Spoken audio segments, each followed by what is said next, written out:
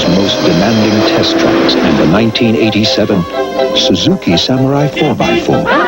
It's taking the straightaway test. It really goes straight. Maneuvering into the uphill test.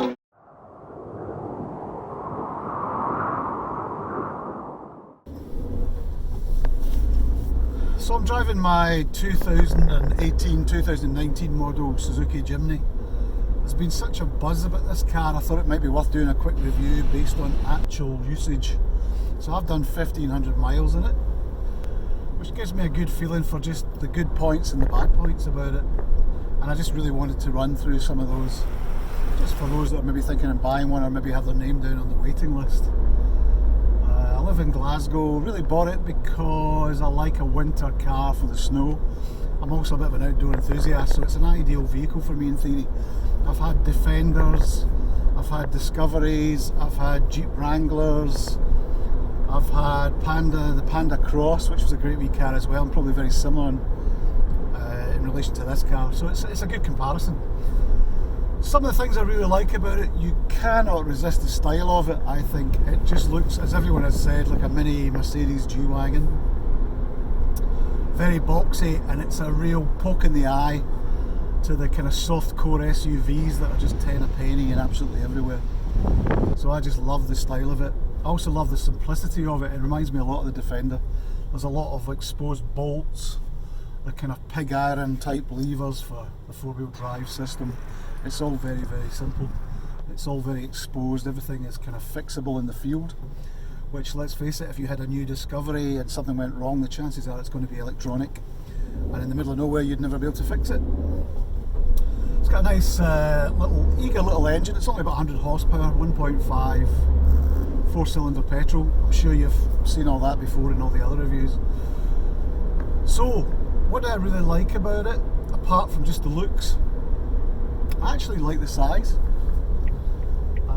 For me, I only generally drive about on my own, occasionally with my wife and one kid in the back, and for me that's fine.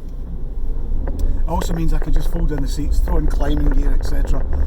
The only downside is you really need a rack if you're going to start carrying kit like mountain bikes and kayaks and things. And I'm just on the lookout just now for an Expedition roof rack, which I'll put on it. The other good sides of it, it's economical. I'm averaging 43 miles to the gallon over 1,500 miles. So I'm really pleased with that. The Defender was about 24 to 26. So that makes a big difference. Cheap car tax, which is great as well. The fact it's a petrol engine and not a diesel nowadays probably means that the resale value will be better. Also means that the price of fueling it is cheaper. Diesel's a lot more expensive than petrol, as you know. I also really like the all-round visibility. You've got a lot of glass around you, so it's great for seeing where you're going. The key thing obviously is off-road ability. It's brilliant off-road. For all that I've used it so far, it's really good. It's similar to the Defender in capability. Fantastic departure and approach angles. Great breakover angle. It has low range four-wheel drive, high range four-wheel drive, and normal two-wheel drive, and traction control on all four wheels, so that's great as well. It's also filled with a surprising amount of electronic aids and whatnot for such a basic car, or what you think would be a basic car. So you've got lane departure warnings, which to be honest are a wee bit annoying because they keep going off all the time, or you can switch it off. You've got fantastic LED headlights. I have to say it's one of my favourite points about it. It's incredibly bright, the headlights, to the point where it does annoy other users because you sit so high and they think you've got full beam headlights on, but when you don't. The other good thing is it has automatic dipping of the headlights as well, so if you're on full beam and you're out in the country and you're approached by another car, it'll automatically dip. For me, when I'm going away overnight, or maybe going wild camping or going on some wee adventure up north, you can also sleep in the car, so you can pop the seats down and it's just the right length for getting a night's kip. So it is in effect a mini camper van.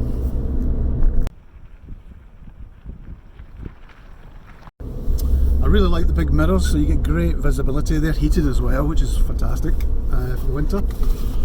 And you also get a dip in the door on the sides here, so you can, for off-roading, it's easier to place the car and see what's going on with the wheels below you.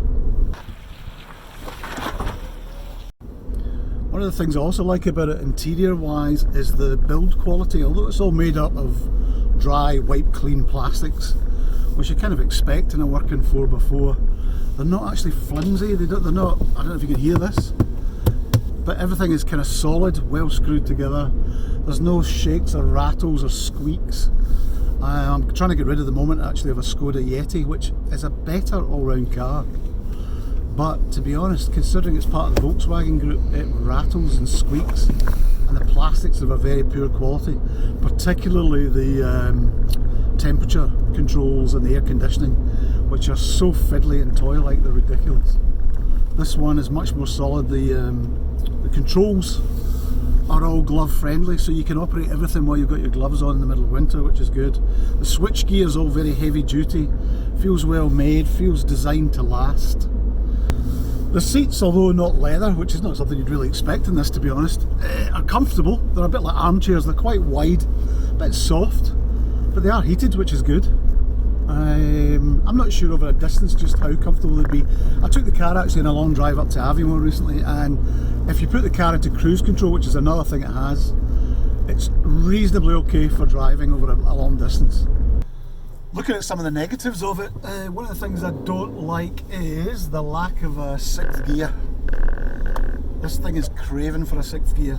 I had a Mercedes E-Class, and when you were doing 80 mile an hour, which was a good cruising speed, you'd find that you were ticking over at just over 1,000 revs.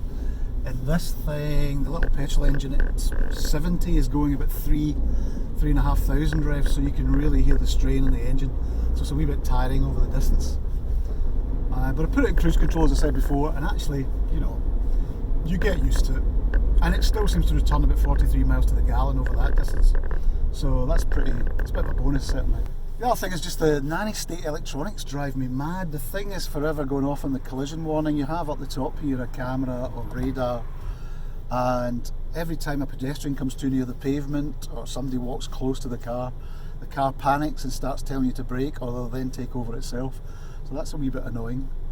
Other things that annoy me, just minor foibles to be honest. Strange thing is water, the guttering goes around the roof, so when you hit the brakes the water pours straight down the windscreen and you have to flick them on to try and clear the thing. You also get this strange gurgling noise that sounds like your plumbing has got a leak, and it sounds like there's water inside the roof quite a lot. I've no idea what that is, and I don't see any water leaks, so it's not been an issue, but it's just a strange foible of the car. So after 1,500 miles, how do I feel about it? I really like it. I think it's a great wee car. It's very honest, it's beautifully designed. I think it might become a future design classics. It's easy to repair. There's nothing particularly modern about it. It still handles a bit like a 4x4 to be honest, but it is an improvement on the old one. It's certainly an improvement on the Defender in terms of fuel consumption. Space, yeah, is at a premium, but I really enjoy it. This thing really involves you, it's very enjoyable, and every time you see it outside, you look at that styling, you just love it. So, yep, it comes recommended from me. If you have any questions or comments, just leave them below and I'll be happy to answer them. I know a lot of people are waiting on this car, so it's quite hard to get a hold of. But yeah, I think it's a keeper for the moment, which is unusual for me, so that's got to be a good sign. Thanks for watching.